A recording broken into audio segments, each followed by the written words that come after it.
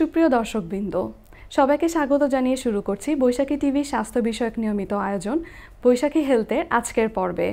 সাথে আছি আমি ডক্টর শাবনা জাফরিন। আজকে আমরা আলোচনা করব কোমর ব্যথা নিয়ে।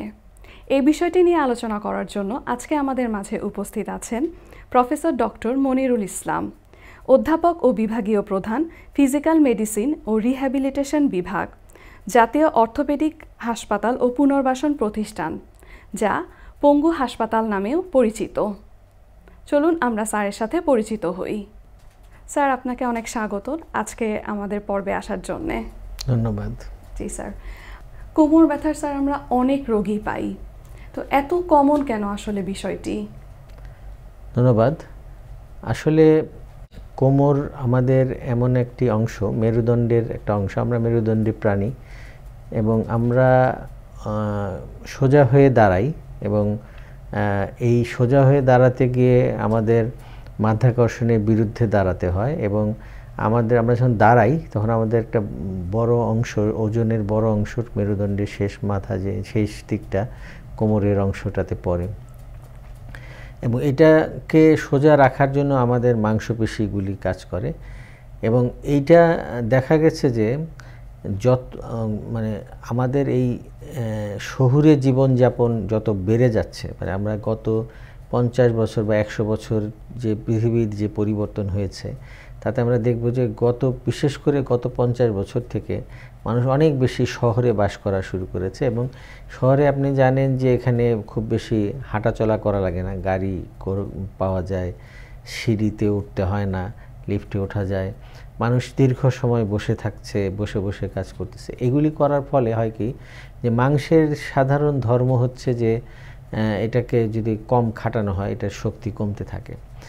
এবং আমাদের যে অ্যান্টি গ্র্যাভিটি মাসেল, যে মাধ্যাকর্ষণের বিরুদ্ধে যে মাসেলগুলি যেগুলো মেরুদণ্ডে আছে, সেগুলা এই রকম একটা পরিবেশে দেখা যায় যে এগুলো জোর কমতে থাকে। এবং এই কারণে দেখা যাচ্ছে যে আমাদের এই জোর যত কমে যায় সেই তুলনায় প্রায় আমাদের এখানে চাপ বেশি পড়ে যায় যখন আমরা কোনো দীর্ঘক্ষণ দাঁড়ানোর কাজ করি বা ওই ধরনের রাখে, এই ধরনের কাজের ক্ষেত্রে আমাদের যে সহ্য ক্ষমতা এটাই ওভারঅল কমে যাচ্ছে। সেই কারণে এত বেশি কমন, অনেক বেশি রোগ মানুষ এটা ভুগছে। এবং সেইটা এটার যে মেরুদণ্ডের যেসব অসুখ বিসুখ হয় সেগুলা যে খুব বেশি বেড়েছে তা না, কিন্তু মানুষের এই জীবনযাপনের সাথে রিলেটেড পেইনগুলাই বেশি এবং সেই কারণেই এত বেশি রোগীর সংখ্যা। স্যার, আমাদের কাজে যোগদান না করার খুব কমন একটা বিষয় হচ্ছে যে এই যে ব্যথাগুলো, কোমর ব্যথা, কি কি কারণে তাহলে আসলে হতে পারে? না, আমি সেটাই বলছিলাম যে আমরা যদি এই বিশাল সংখ্যার রোগীদেরকে আমরা রোগীদের পরিসংখ্যান দেখি, সেখানে আমরা দেখব যে পরিসংখ্যান বলছে যে প্রায় শতকরা 98% রোগী হচ্ছে মেকানিক্যাল পেইন, তাদের যে মেরুদণ্ডের শক্তি তার তুলনায় তাদের লোড কোনো না কোনোভাবে, কাজের লোড হতে পারে, জার্নির লোড হতে পারে, হ্যাঁ, তো এইটা বেশি হয়ে যায় আর কি তাদের এটা, এই ধরনের মেকানিক্যাল বা শক্তি কমে যাওয়া জনিত রোগী সাধারণ কোমর ব্যথা, যেটাকে আমরা বলতে পারি, বিশ্ব স্বাস্থ্য সংস্থা বলে non specific low back pain, তো সেইটা সংখ্যা বেশি। আর শতকরা 2% হচ্ছে মেরুদণ্ডের অসুখ বিসুখ আছে, তার মধ্যে 1% হয়তো অনেক সিরিয়াস ধরনের অসুখ হয়। তো আমরা এই মেরুদণ্ডের অসুখ বিসুখের মধ্যে যেগুলা আছে সেটার মধ্যে ইনফ্ল্যামেটরি ডিজিজ আছে যেগুলো সিরিয়াস আমরা বলতেছি, যেমন অ্যাঙ্কাইলোজিং স্পন্ডাইলাইটিস বা স্পন্ডাইলো আর্থ্রোপ্যাথির অন্য রোগগুলি আছে। এছাড়া খুবই কমন না, এগুলো কমন না, এগুলো হচ্ছে আমি বলতেছি ওই 2% মধ্যে যেগুলো সিরিয়াস রোগ। তারপরে ধরেন ক্যান্সার বা এই ধরনের হতে পারে, কিন্তু এই রোগীদের সংখ্যা কিন্তু অপেক্ষাকৃত টোটাল রোগীর মধ্যে অনেক কম। বেশিরভাগ রোগী কিন্তু ওই যে আমি বললাম যে যাদের আসলে বিশেষ কোনো অসুখ বিসুখ নাই, নন স্পেসিফিক, যে হয়তো তাদের মেরুদণ্ডের শক্তি কমে গেছে, সেই তুলনায় তাদের লোড বেশি পড়লেই তখন ব্যথা হচ্ছে। স্যার, আমাদের পরিবারে দেখা যায় কেউ না কেউ এই সমস্যাটিতে ভুগছেন, তাহলে এই সমস্যাটি আমরা কিভাবে নির্ণয় করতে পারি?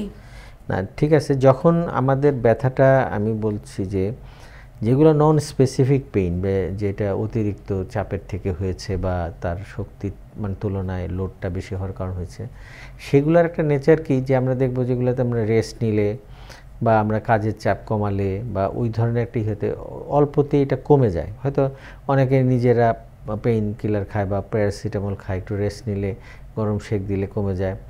তারপরে ডাক্তারদের কাছে গেলেও ওনারা বলেন যে এটা অত খারাপ কিছু নাই, আপনারা রেস্ট নেন বা আপনার লাইফটা চেঞ্জ করেন, ব্যথা কমে যাবে।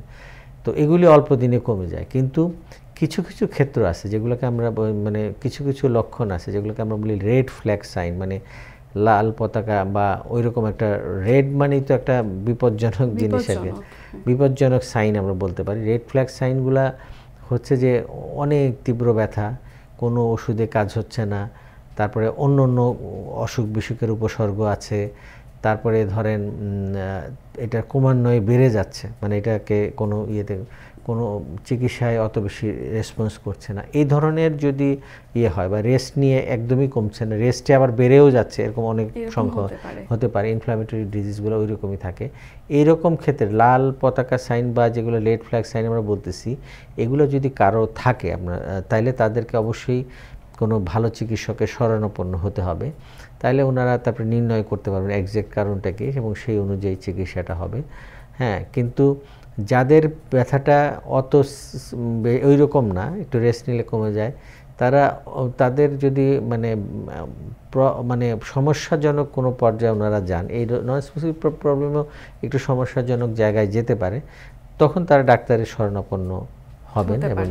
এবং যদি কেউ কোনো ডাক্তার তাদেরকে স্পেশালিস্টের কাছে রেফার করেন, তাহলে স্পেশালিস্টও দেখাতে পারেন। স্যার, অনেক সময় দেখা যায় যে কোমর ব্যথা মানে এত টার্ন নেয়, একটু ভয়ানক রূপে যে আমাদের সার্জারি করতে হতে পারে, তাহলে মানে এটা কতটুকু? না, আসলে এটাও আমি বলতেছি যে সার্জারি বেশিরভাগ রোগের ক্ষেত্রে, বেশিরভাগ কোমর ব্যথার ক্ষেত্রেই প্রয়োজন নাই। হ্যাঁ, তো সাধারণভাবে আমরা 3টি ক্ষেত্রে আমরা সার্জারি প্রয়োজনীয় বলে মনে করি এবং এগুলা দেওয়া হয়ে আছে, যেগুলো একটাকে আমরা বলি প্রোগ্রেসিভ নিউরোলজিক্যাল ডেফিসিট। কথাটার মানে হচ্ছে যে কারো যদি যে কারণে কোমর ব্যথাটা হচ্ছে, ধরেন হাড় মানে মেরুদণ্ডের হাড় সরে গেছে, স্পন্ডাইলোলিসিস হয়ে নার্ভের উপর এমন চাপ পড়তেছে যে এইটা নার্ভের ওইটার ফাংশন, একটা হয়তো পায়ের শক্তি বা এই ধরনের কিছু ক্রমান্বয়ে কমে যাচ্ছে, প্রোগ্রেসিভভাবে কমে যাচ্ছে, কিংবা তার পেশাব পায়খানার কন্ট্রোল, মানে বাউল ব্লাডার ইনভলভমেন্ট আমরা বলি, যে পেশাব পায়খানার কন্ট্রোল চলে যাচ্ছে। হ্যাঁ, অথবা যদি এমন তীব্র ব্যথা যে কোনো ধরনের মানে কনজারভেটিভ ট্রিটমেন্ট, হ্যাঁ ওষুধ বা অন্য অন্য যেসব থেরাপি আরও অনেক ধরনের চিকিৎসা আছে, কনজারভেটিভ ট্রিটমেন্টে এটা রেসপন্স হচ্ছে না ফর এ কনসিডারেবল পিরিয়ড, বেশ কিছুদিন ধরেই উনি নর্মাল লাইফে যেতে পারতেছেন না, সেই সব ক্ষেত্রে এই 3 ক্ষেত্রেই অপারেশনের দরকার হইতে পারে আমি বলতেছি। তারপরে হচ্ছে যদি অনেক সিভিয়ার পেনও অপারেটিভ কেস না হতে পারে, যেমন যে আমরা বললাম একটু অ্যাঙ্কাইলোজিং স্পন্ডাইলাইটিস, এটাতেও তো সাধারণ চিকিৎসায় এটা যাবে না, কিন্তু ওইটার জন্য সার্জারি না, ওইটার জন্য, কিংবা ধরেন মেরুদণ্ডে একটা ক্যান্সার হইলো, মাল্টিপল মাইলোমা, বা কিংবা সেকেন্ডারি কোনো টিউমার এসে মানে যে অন্য জায়গা থেকে মেটাস্টেসিস হয়ে আসছে, সেটার ক্ষেত্রেও মানে ওই ক্ষেত্রে অপারেটিভ ট্রিটমেন্ট না, যদিও এটা খুব সিভিয়ার জিনিস। হ্যাঁ, তো অপারেশন সুনির্দিষ্ট কিছু ক্ষেত্রেই আছে, যে কোনো কারণে কম্প্রেশন হচ্ছে যেটা ওই রকম বেড়ে যাচ্ছে বা এই ধরনের সিরিয়াস মানে নিউরোলজিক্যাল মানে স্নায়ুজনিত সমস্যা তৈরি করতেছে, সেইটাকে থেকে বাঁচানোর জন্য হ্যাঁ এইটা অপারেশনটা প্রয়োজন। নরমাল দৈনন্দিন কাজগুলো যদি আমরা করতে না পারি তখন, হ্যাঁ, এবং পরিসংখ্যান বলে যে শতকরা 99 জনেরই আসলে অপারেশনে যাওয়ার প্রয়োজন নেই, অপারেশন ছাড়াই ভালো হতে পারেন যদি সত্যিকারের চিকিৎসাটা হয় আর কি। হ্যাঁ, ধন্যবাদ স্যার আপনাকে, আপনার মূল্যবান সময় থেকে আমাদেরকে সময় দেবার জন্য। সুপ্রিয় দর্শক, আমরা আমাদের অনুষ্ঠানের একদম শেষ পর্যায়ে চলে এসেছি। আমরা আগামী পর্বে হাজির হয়ে যাব আপনাদের সামনে নতুন কোনো অতিথির সাথে, নতুন কোনো বিষয় নিয়ে। সে পর্যন্ত সুস্থ থাকবেন, ভালো থাকবেন, আর বৈশাখী টিভির সঙ্গেই থাকবেন। আল্লাহ হাফেজ।